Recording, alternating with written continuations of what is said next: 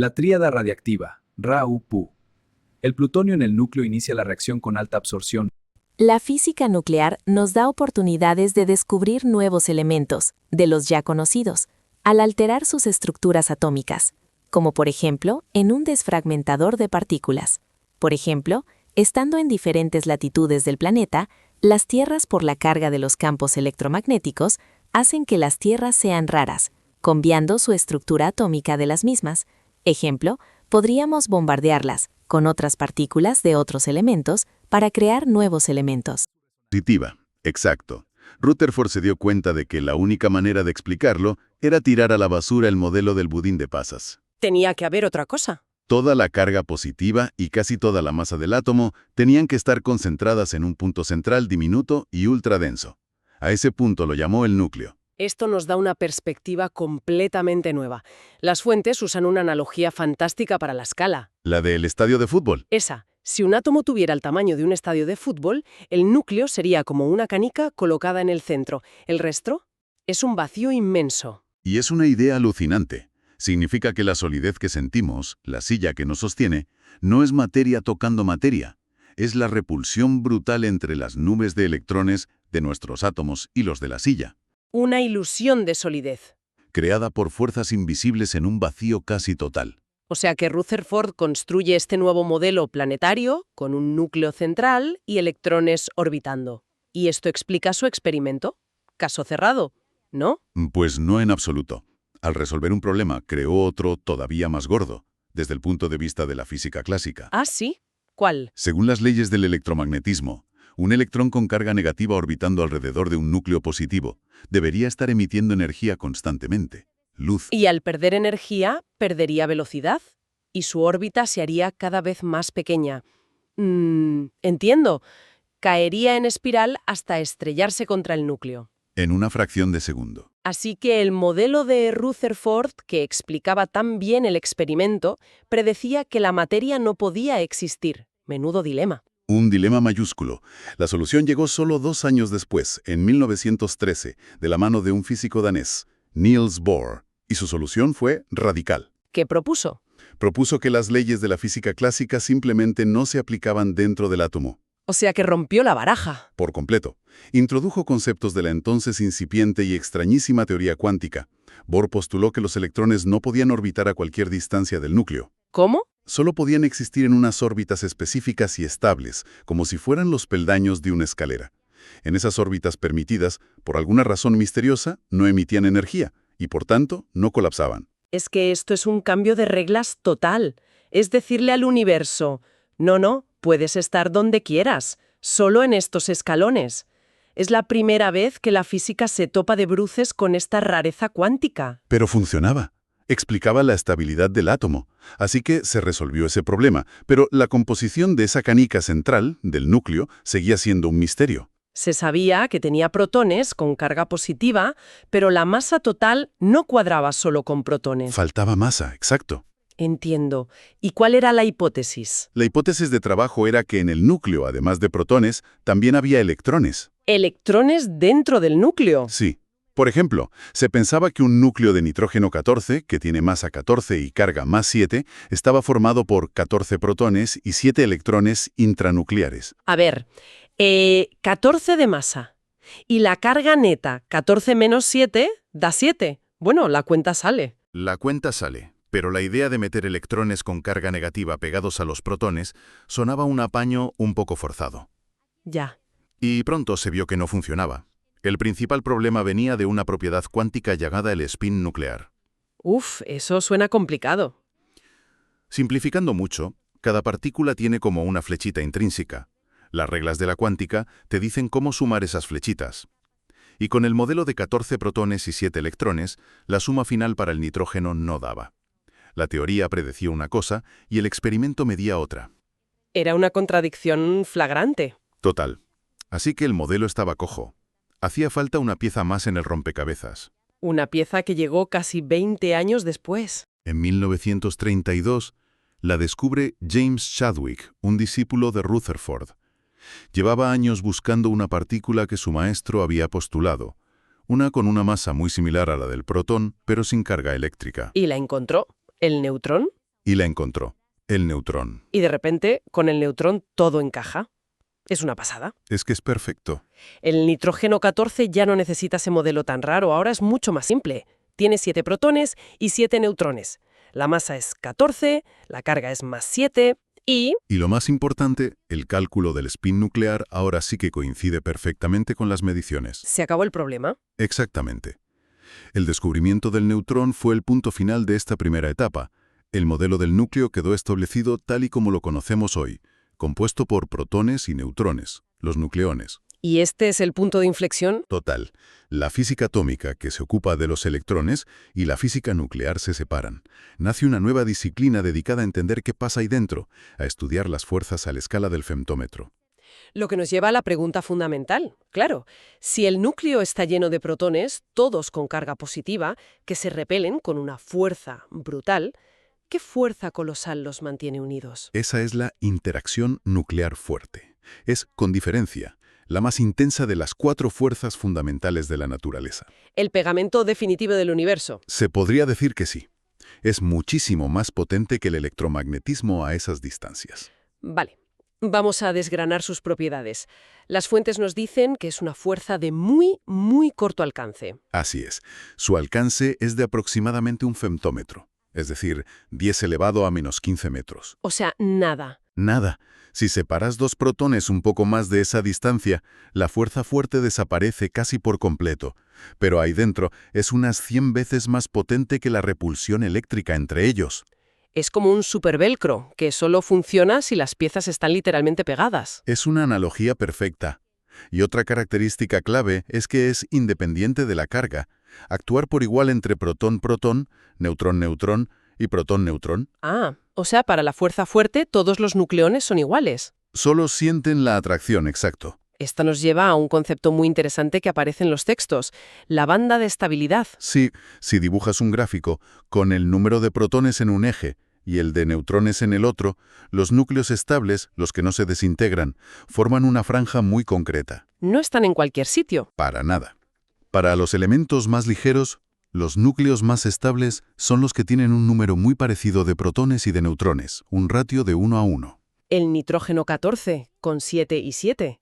O el carbono 12 con 6 y 6. Son ejemplos perfectos. Pero a medida que el núcleo se hace más grande y pesado, la cosa cambia, ¿no? La repulsión entre todos esos protones empieza a acumularse. Correcto. Y para mantener el núcleo estable se necesitan más neutrones. Claro. Los neutrones no añaden repulsión eléctrica, porque son neutros, pero sí aportan más pegamento de la fuerza fuerte. Por eso la banda de estabilidad se va curvando hacia arriba, hacia la zona con más neutrones. Entiendo. A medida que añades más protones, la repulsión eléctrica crece y crece. Para contrarrestarlo, tienes que empaquetar más partículas de pegamento neutras, los neutrones, para mantener el equilibrio. Tiene todo el sentido. Un buen ejemplo es el plomo 207, un núcleo pesado y estable. Tiene 82 protones, pero necesita 125 neutrones para mantenerse unido. Uf, muchísimos más. Su ratio ya es de 1,52, muy lejos del 1 a 1. Se necesita ese gran exceso de neutrones para que la fuerza fuerte pueda ganar la batalla. Hagamos un resumen rápido del recorrido que ha sido intenso. Hemos pasado de la idea abstracta de Demócrito, Al modelo del budín de pasas de Thomson, lo hemos demolido con el experimento de Rutherford para revelar un núcleo diminuto, denso y positivo, y finalmente hemos completado su composición con el descubrimiento del neutrón por Chadwick. ha sido una revolución en toda regla. No solo redefinió el átomo, sino que obligó a la ciencia a adoptar un lenguaje completamente nuevo, el de la mecánica cuántica, para poder empezar a comprenderlo. Y en el proceso se identificó la interacción nuclear fuerte como la fuerza responsable de que la materia exista. Sin ella, los núcleos se desintegrarían al instante. No habría ni estrellas, ni planetas, ni nosotros. Para terminar, y como es costumbre, dejamos una idea provocadora para la reflexión, extraída de las fuentes. Hemos hablado de la interacción nuclear fuerte como la fuerza definitiva que mantiene unidos a protones y neutrones.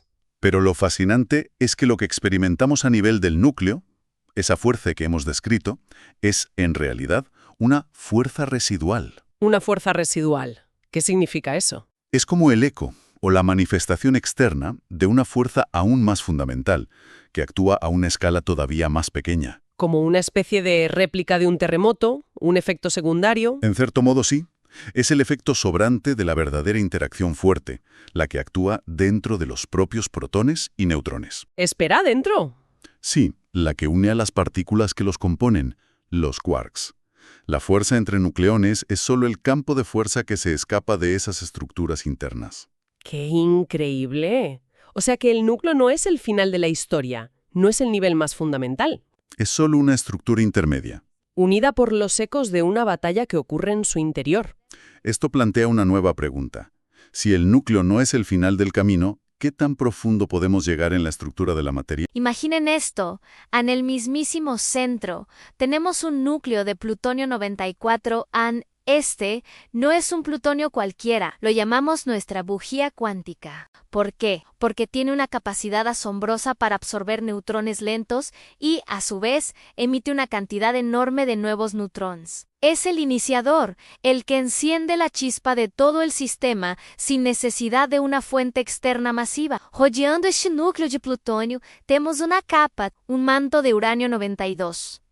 El uranio aquí actúa como el gran estabilizador. Su trabajo es absorber el exceso de neutrones que escapan del plutonio. Al hacerlo, no solo se transmuta, sino que mantiene toda la reacción en un estado de equilibrio perfecto y constante. Técnicamente, mantiene el factor de multiplicación de neutrones, o K, exactamente en 1 ni más ni menos. Esto significa que la reacción es sostenida, segura y predecible. Y finalmente, en la capa más externa, la perimetral, es donde entra el radio 88, el verdadero generador de fotones. El radio es famoso por ser intensamente radiactivo y luminiscente. Lo colocamos en la periferia para una razón muy específica: capturar los neutrones rápidos que han logrado atravesar las otras capas. Al hacerlo, el radio emite una cascada de radiación alfa y gamma de altísima intensidad. Y aquí viene la magia.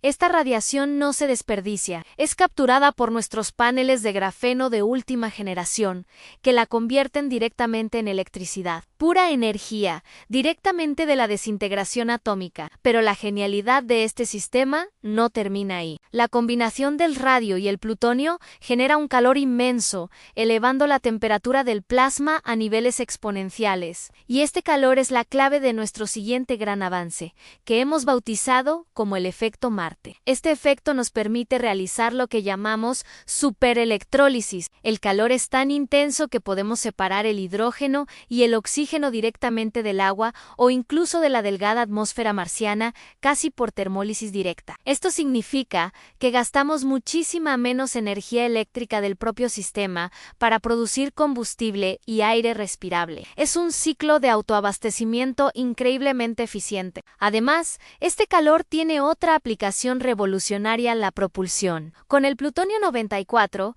podemos diseñar motores de propulsión nuclear térmica, o NTP, mucho más compactos y potentes para nuestros vehículos de exploración y colonización. Imaginen recorrer la vasta superficie de Marte en vehículos que pueden viajar distancias larguísimas en una fracción del tiempo que tomaría con la tecnología actual. Eso es lo que esta tríada hace posible. Ahora, sé lo que estáis pensando. ¿Y los residuos? ¿Qué hacemos con 3 elementos radiactivos? Aquí es donde el diseño alcanza su máxima expresión de sostenibilidad. La mayor ventaja de usar esta tríada es que el residuo de un elemento se convierte en el combustible para la estabilidad del otro. Hemos diseñado lo que llamamos una ecuación de transmutación cerrada. Esto significa que el reactor está programado para que, al final de su larguísima vida útil, estimada en unos 100 años, todos los elementos radiactivos se hayan degradado en isótopos completamente estables de plomo y bario. Y lo mejor de todo es que estos materiales finales no son basura. Se utilizan inmediatamente como blindaje estructural de alta densidad para las cúpulas de las ciudades o las bases. Pasamos de tener residuos peligrosos a obtener materiales de construcción de primera calidad. Es un ciclo de residuos cero literalmente. Por supuesto, manejar 3 elementos radiactivos juntos aumenta exponencialmente la complejidad. Aquí es donde entra en juego nuestra inteligencia artificial, Gaia 7, con su protocolo de seguridad cuántica. Gaia 7N no solo monitoriza el sistema, sino que gestiona la resonancia armónica de las 3 frecuencias nucleares distintas. Piénsenlo como dirigir una orquesta atómica. Si, por ejemplo, el plutonio en el núcleo comienza a acelerarse y la reacción amenaza con descontrolarse, Gaia 7N, o usa barras de control mecánicas. En su lugar, inyecta una nube de micropartículas de radio en el núcleo. Estas partículas frenan el flujo de neutrones mediante un fenómeno llamado absorción de resonancia, enfriando el sistema de forma instantánea y precisa. Es un sistema de seguridad elegante, rápido y basado en la propia física del reactor. Así que, ahí lo tienen. Una fuente de energía que no solo es increíblemente potente, sino también sostenible, autorregulada y capaz de impulsar nuestra expansión por el sistema solar. La tríada radiactiva no es solo un reactor, es el motor de la próxima era de la humanidad. Y aquí está la clave del asunto. A principios del siglo XX, este era un misterio que traía de cabeza a toda la comunidad científica. Si la única fuerza en juego fuera el electromagnetismo, nada más allá del hidrógeno podría existir. El universo sería un lugar increíblemente simple y vacío. La existencia misma de la materia era, en sí, una contradicción. Y entonces aparece la heroína de nuestra historia, la fuerza nuclear fuerte. Es, por así decirlo, el pegamento cósmico, una de las 4 fuerzas fundamentales de la naturaleza, con una misión muy clara y muy poderosa: mantener el núcleo unido, da igual la fuerza de repulsión que intente hacerlo pedazos. Para hacernos una idea de su poder, solo hay que ver la escala. Es inmensamente más poderosa que el electromagnetismo, y ya ni hablemos de las otras. Es, sin lugar a dudas, la fuerza más dominante del universo. Pero tiene un truco. Su poder solo se nota a distancias increíblemente cortas, del tamaño del propio núcleo. Podríamos decir que es un gigante con un alcance muy corto. Pero esperen, que la historia se pone todavía más interesante. Resulta que esta fuerza increíble que mantiene unidos los núcleos es en realidad una especie de manifestación secundaria, como si fuera el eco de una interacción todavía más fundamental. La auténtica fuente de todo este poder está a un nivel más adentro, dentro de los propios protones y neutrones. Y es que estas partículas están hechas de otras todavía más pequeñas, los famosos quarks. La fuerza que une a estos quarks es tan bestia que es literalmente imposible separarlos. Lo que sentimos fuera, entre protones y neutrones, es solo el eco de esa fuerza tan fundamental. Claro, un núcleo no es simplemente un saco de partículas, es un sistema cuántico de muchos cuerpos increíblemente complejo. Para poder entender su arquitectura, la física ha desarrollado modelos, que son analogías potentísimas que nos ayudan a capturar diferentes aspectos de su comportamiento. El primer gran modelo fue el de la gota líquida. La idea es imaginar el núcleo como una pequeña gota de agua, donde todos los nucleones se comportan de forma colectiva. Este modelo es brillante para explicar cosas como por qué los núcleos tienen una densidad casi constante, y funciona de maravilla para describir la fisión nuclear. Ese proceso en el que un núcleo pesado se divide en dos, como una gota de agua que se estira hasta que se rompe. Sin embargo, el modelo de la gota líquida no lo explicaba todo. Los experimentos empezaron a mostrar que ciertos núcleos con un número muy específico de protones o neutrones eran muchísimo más estables que sus vecinos. Y eso era algo que una simple gota de fluido no podía predecir. Hacía falta una nueva idea. Y aquí es donde entra en escena Maria Goeppert-Moyer, con su modelo de capas. Inspirándose en cómo se organizan los electrones en los átomos, propuso que los protones y neutrones no se mueven al azar, sino que ocupan órbitas bien definidas, como capas de energía. Y la clave es que cuando una de estas capas se llena, el núcleo alcanza una estabilidad especial. Y esto nos lleva directamente a los famosos números mágicos. Resulta que los núcleos que tienen uno de estos números de protones o de neutrones son excepcionalmente estables. Es muy parecido a lo que pasa con los gases nobles, que son químicamente inertes porque tienen sus capas de electrones completas. Esta predicción fue una victoria, espectacular para el modelo de capas y para la física cuántica. Pero es que resulta que estas reglas de estabilidad, estos números mágicos, no solo son importantes a escala atómica, definen el destino de las estrellas y, de hecho, dictan qué elementos pueden existir en el universo. La arquitectura secreta del núcleo es, básicamente, la receta que siguen las estrellas para cocinar la tabla periódica. Las estrellas son, en esencia, reactores de fusión gigantes. Empiezan con lo más simple, fusionando hidrógeno para crear helio. Las más masivas siguen adelante, creando carbono, oxígeno y van subiendo por la tabla periódica. Pero hay un límite, el hierro. Su núcleo es tan estable, tan perfecto, que fusionarlo no libera energía, sino que la consume. La estrella se queda sin combustible, y en ese momento colapsa y explota en una supernova, esparciendo toda esa materia por el cosmos. Y esto nos lleva a esa famosísima frase de Carl Sagan que lo resume todo a la perfección. El carbono de nuestro ADN, el oxígeno que respiramos, el calcio de nuestros huesos, absolutamente todo fue forjado en el corazón de una estrella que murió hace eones para que la vida pudiera existir. Vale, pero ¿y los elementos más pesados que el hierro, como el oro, el platino o el uranio? Bueno, esos se crean en eventos todavía más extremos. El proceso es, o lento, ocurre en estrellas gigantes rojas, que van añadiendo neutrones poco a poco. Pero para crear los más pesados y raros hace falta el proceso R, el rápido. Y eso solo ocurre en los cataclismos más violentos del universo, como la fusión de dos estrellas de neutrones. Después de este viaje desde el núcleo atómico hasta las estrellas, podría parecer que todo esto es muy abstracto, ¿verdad? Pues nada más lejos de la realidad.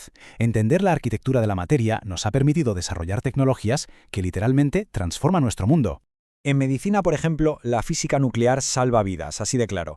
Los escáneres PET nos dan imágenes increíblemente detalladas de cómo funciona nuestro cuerpo a nivel metabólico.